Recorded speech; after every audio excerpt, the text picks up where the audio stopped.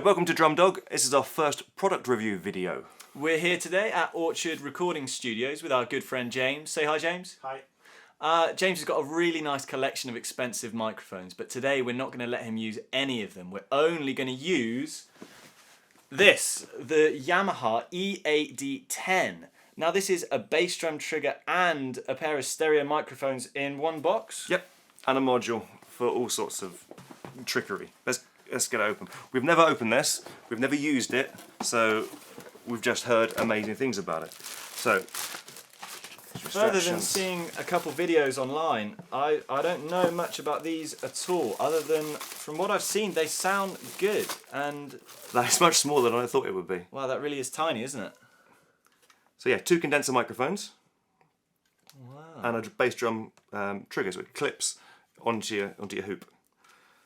And then a little module to clip off your hi-hat stand, or any stand. Now this does, on the spec of this does so much, so extra effects, things like that. It's got some really good practice things as well, which we'll go into later.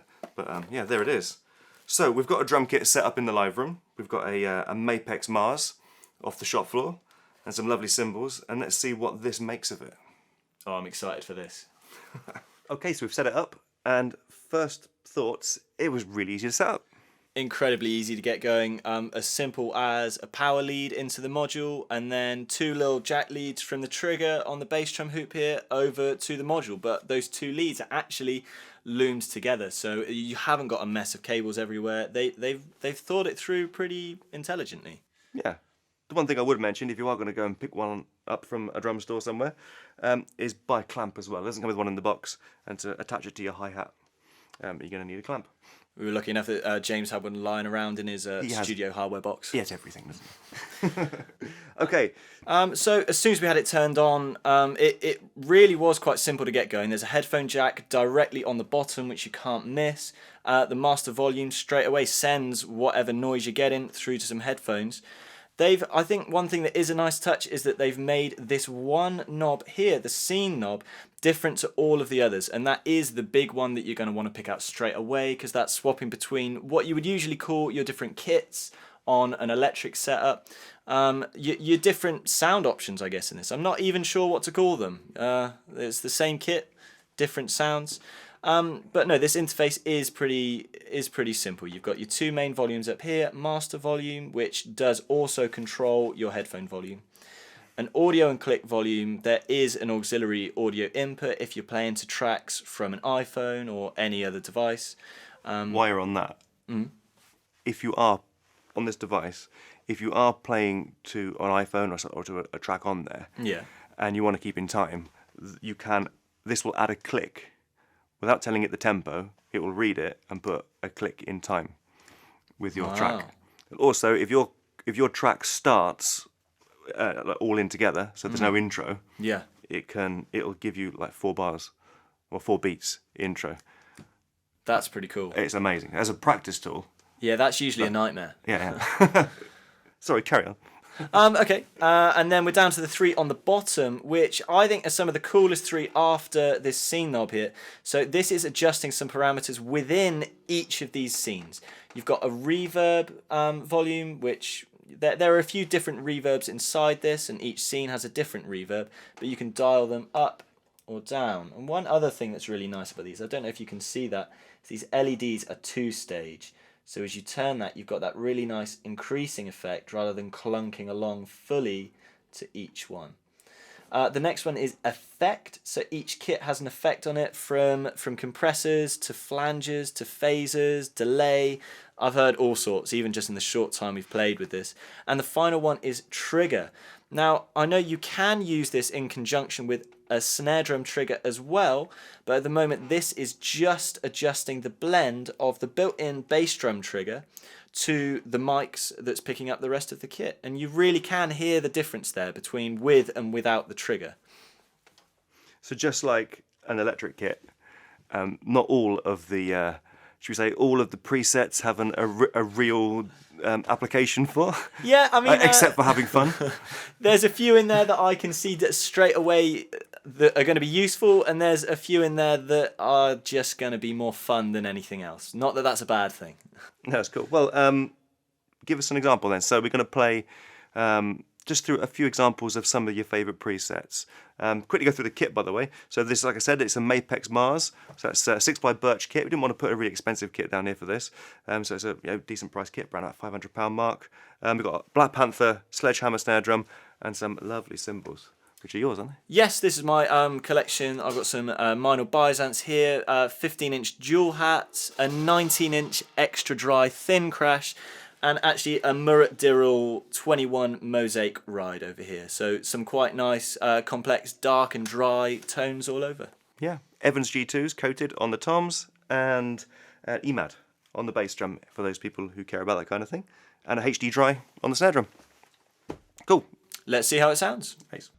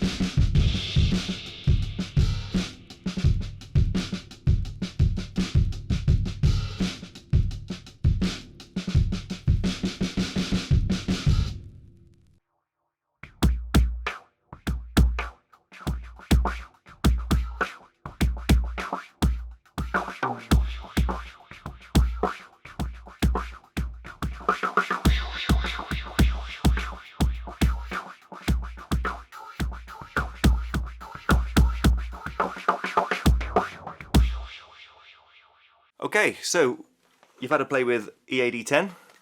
What do you reckon? Well, first of all, I'd like to say it is a fun tool. It makes me want to play. There's so many options inside this module that I could spend hours just flicking through them. It's an inspiring tool that makes me want to practice, which brings me to think about its uses wider than just playing with it as a toy. That it is a great practice tool. There's an inbuilt metronome in here. There's the click system, as you were talking about earlier. It will put a click track to the songs that you're playing along to, which usually would have been, that's like an audio editing job. That's not an easy thing to do. And wider than just a practice tool, I could definitely see this in use as a live tool instead of miking for small gigs at least. The trigger gives you a really nice punchy kick drum sound, which for small to medium venues is, kind of the most what you're looking for from your drum miking. And the effects, I like the effects for if you're in a function band or a cover band, and you've got an 80s song coming up, and you can just flick that effect in. Yeah, some great that You got kind In the of Air short Tonight, gate. Yeah, and you want those massive toms. Press it, and you've got those massive toms on In the Air Tonight. and they've put that, it's just on one knob. That's just a quick flick up and you're there. It's not like some menu you got to navigate if it is just for one track in that scenario. How about studio? Any studio uses for it? I think it's never going to replace properly miking and close miking a kit because, at the price point, compared to what you'd spend on a rig like that, it was never going to be comparable. But I would argue in a professional studio environment that you could actually use the sounds from this as a blend, as kind of like a trash room mic type thing, if you will. That I think that could really offer a nice colour and kind of additional dimension to a drum sound, even on a pro record in a studio. Yeah, and it is an audio interface as well. So home recording, getting your tracks perfect before you come to recording studio. Such a good tool for home recording. I think that they've done this flexibly as well. I don't know if you can see that here, but there's two options on this USB. You can plug in a memory stick and record using this, if you haven't got a computer or anything, straight onto that and then use that. Or, as you said, it will work as an audio interface into a DAW software of your choice, and you can record directly into that just using the EAD. Which I think for home recording, just getting out ideas, even keeping track of your practice and your progress, or pre-production if your band's going into the studio, a really good home recording tool. Great. And how about cost-wise? So it's around £500 mark, maybe a little bit less. So the other option is buying a cheap set of mics and an audio interface. I think it's the interface that's going to push that is going to be the expensive part there. You can pick up a set of drum mics really nice and cheap. A really cheap and cheerful set, maybe even just over 100 quid, 150 quid. But that multi-input interface to get them working is not going to be cheap. And this isn't cheap either, but it does it nicely. It does it in a professional manner. The product feels solid, and I think it's versatile for the money. Yeah. For the money, there's a lot of uses for this unit. I don't think it's something that you're going to buy, use a few times, and it's going to sit around. I think this is so compact and easy to take around from recording to gigs. I think you can really find a lot of uses from this module. Great stuff. So Yamaha EAD10, we like it. If you want to see more videos like this, like and subscribe our new channel. This will be the first video on it, but there'll be more coming very shortly. Thanks very much. See you soon. Hi again, guys. Just a really quick note from the end of today's session. I'm a Porter & Davies BC Gigster user. If you don't know what they are, hop on the Porter & Davies website and check them out because they're amazing products. It's a bass drum monitor in your stall. There's nothing quite like it. You've got to try one. I wanted to see how the EAD10 would work using that to feed the BC Gigster instead of a kick drum mic. The results are actually really exciting. I was worried how the mics in the EAD might kind of muddy the tone and it might just get a bit kind of undefined. But with the combination of the trigger and the mics, I can actually feel the whole kit through the stall without it getting uncontrollable. It reminds me of how this has felt before when I've had it plugged into an electric kit, and you get that little bit of tom vibration and the definition of the snare coming through as well, but all under that main kick drum punch, which is still sort of the loudest signal you're getting. It really is worth checking out. This works so well with that. For a gigging drummer, I'd say with these two things, you've just got your monitoring and your front of house signal sorted. A combination really worth checking out.